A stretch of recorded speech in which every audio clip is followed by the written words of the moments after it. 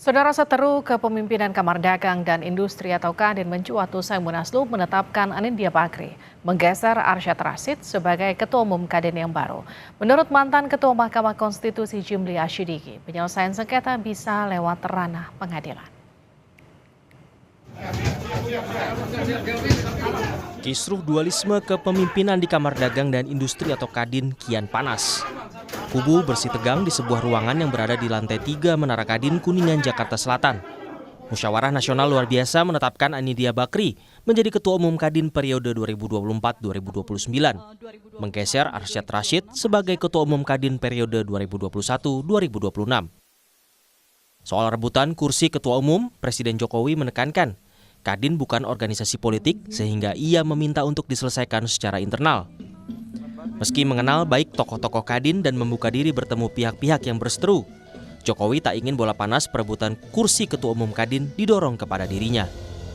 Organisasi politik ini adalah organisasi pengusaha, sehingga saya minta diselesaikan secara baik-baik di internal Kadin.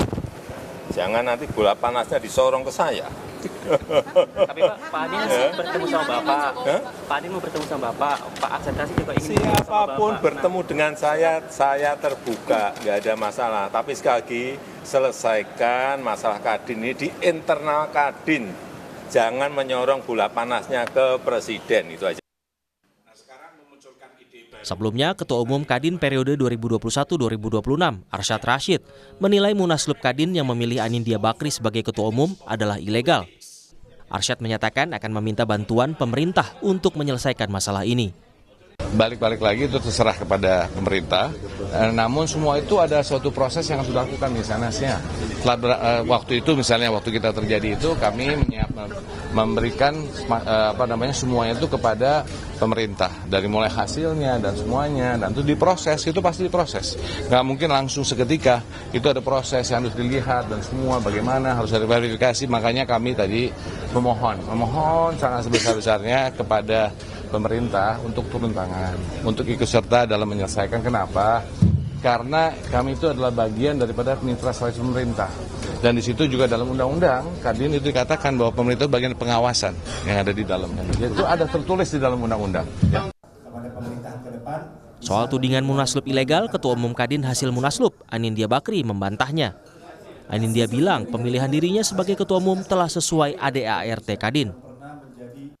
Munaslup ini adalah inisiatif dari Kadin daerah dan juga asosiasi atau bisa disebut anggota luar biasa. Jadi merekalah yang membuat panitia untuk menentukan quorum, jalannya persidangan dan hasilnya sesuai dengan ADART. Tentu kami sampaikan bahwa semua yang dilakukan itu sesuai dengan ADART.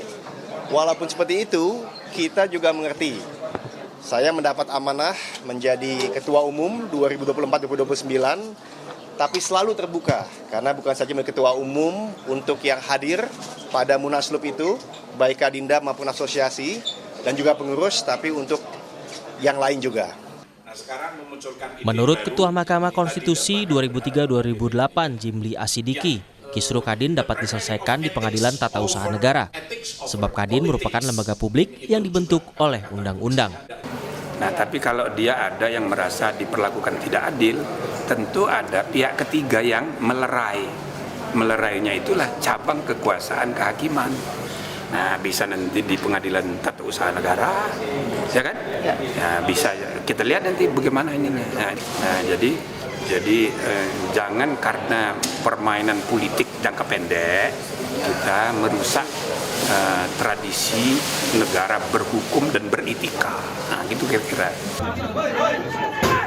Menteri Hukum dan HAM Usut Pratman Andi Aktas menyatakan pemerintah akan berpegang pada aturan dan ketentuan yang berlaku di Kadin. Surat keputusan Presiden terkait terpilihnya Anindya Bakri sebagai Ketua Umum Kadin akan diproses di Kemenkumham. 2021 hingga 2026, Pak.